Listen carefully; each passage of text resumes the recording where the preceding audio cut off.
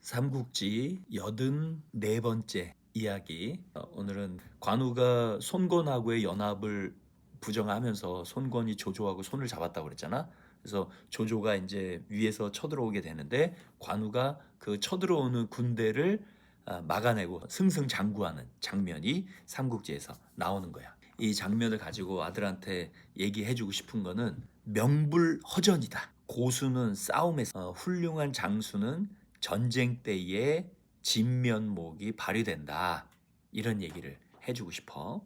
조조하고 손권이 서로 연합해서 유비를 치기로 했다라는 보고가 공명한테 들어가게 돼요. 공명은 조조하고 손권의 연합군이 움직이기 전에 우리가 먼저 공격을 해야겠다라는 생각으로 관우한테 명령을 내리는 거야. 관우 장군, 저 조조의 군대가 있는 번성으로 쳐들어갈 거니까 준비하고 내 명령을 기다리세요.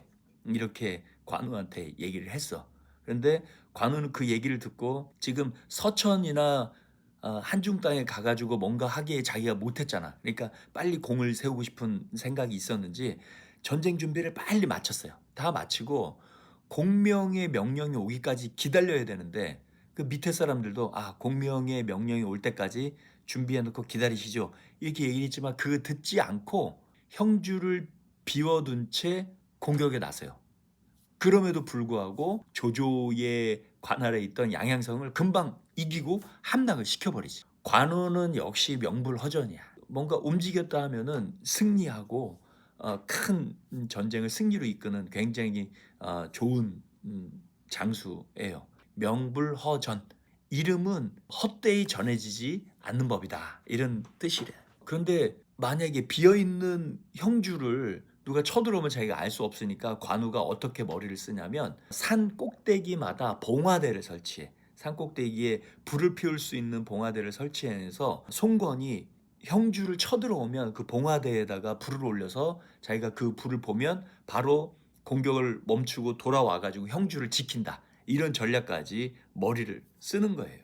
그래서 형주도 봉화를 설치해서 지켜나가면서 번성을 계속적으로 공격하는 그런 전략을 관우가 쓰지. 형주가 비어있기는 했지만 봉화대가 설치돼 있었기 때문에 송건도 함부로 형주에 침략하지 못했었어. 그런데 사실 생각해보면 공명은 관우한테 두 가지를 당부하는 거야. 첫 번째는 형주를 절대 비우지 마라. 형주를 반드시 지켜라. 두 번째는 동호와는 친하게 지내고 화친하고 조조하고는 싸워라. 이렇게 얘기를 했는데 두 가지를 다 관우가 무시해버린 거지. 생각을 해보면 뭔가 큰 일이 벌어질 것 같은 암시가 좀 느껴지지 않냐?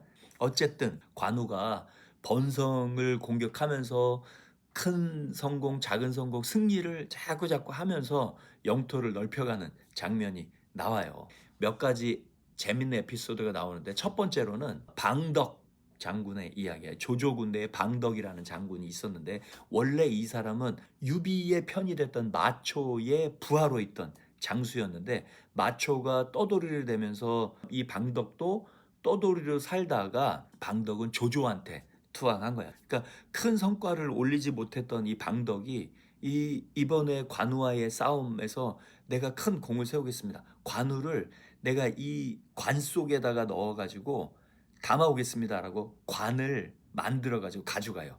관우를 담을 관을 만들어가지고 싸우는 모습이 나오는데 방덕이 워낙 잘 싸우는 장수였었어. 그래서 관우하고 방덕의 싸움이 소설에 보면은 또 꼭 춤을 추는 것 같았다. 이렇게 묘사를 하고 있어요. 관우의 부하들이나 방덕의 부하들도 저 사람들 정말 멋지게 잘 싸우는구나 이렇게 감탄하는 장면이 소설에서도 나오지. 아주 멋있게 묘사가 돼요.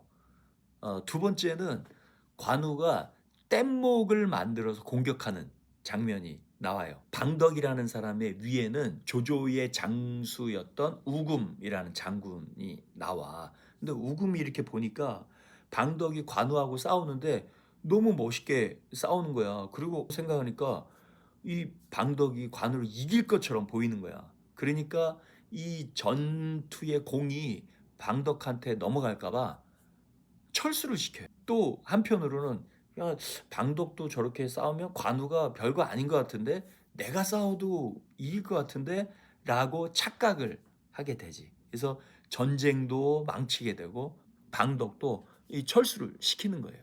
그리고 이 우금이 영체를 어디다가 짓냐면 계곡 근처에다가 짓는 거야. 근데 그 영체를 지은 걸 보고 관우가 부하들한테 뗏목을 만들라고 지시를 해요. 산에 웬 뗏목? 이상하지? 그런데 그때가 7월 달로 비가 많이 올 때였던 거야. 관우는 비를 막아두고 있다가 물을 한꺼번에 흘려보내서 이 우금의 영체를 다 무찔러야 되겠다 이렇게 생각을 하고 뗏목을 만들라고 지시를 했던 거지. 근데 이 작전이 아주 잘 먹혀서 비가 엄청 많이 오는 어느 날 관우는 비를 모아놓고 있다가 갑자기 뚝을 딱 터뜨려 가지고 조조 군대를 수장을 시켜버려요. 그리고 살아남았던 그 조조의 군대하고 우금의 군대를 뗏목을 타고 관우의 군대들이 가서 화살로 전부 다 거의 전멸을 시키는 그런 장면이 묘사가 된. 결국 우금은 관우한테 붙잡혀가지고 항복을 하게 되고 또 방덕이랑 싸워보니까 관우가 너무 방덕이 아깝잖아. 그래서 너 나한테 항복을 해라. 우리 유비 형님한테 잘 보여서 진짜 잘 해보자. 이렇게 회유를 하지만 방덕은 넘어가지 않고 그냥 참수를 당하게 돼요. 자기의 주제 파악을 잘 못하고 부하한테 시기 질투를 하고 또 계곡에다 영체를 치고 이렇게 바보 같은 일을 했던 조조의 장수 우금 공로가 부하한테 넘어갈까봐 공을 세우지 못하게 하고 또 내가 어쩌면 관우를 이길 수 있겠는데 했던 그런 자만심에 주제 파악을 제대로 하지 못했던 그런 모습도 보였고 또 비가 올 시기임에도 불구하고 계곡에다가 영체를 쳐서 조조의 군대를 완전히 몰살시켰던 그런 아주 바보 같은 장수였지. 그만큼 리더가 중요하다는 얘기를 요 에피소드를 가지고 또 알 수가 있는 거지. 거꾸로 얘기하면 관우의 진가가 발휘되는 전투지. 손권과 조조의 연합군이 위아래로 쳐들어오는 이 엄중한 시기에 또 형주를 지켜내면서도 또 조조를 공격해서 승리로 이끌어내는 관우가 정말 전쟁의 신이다.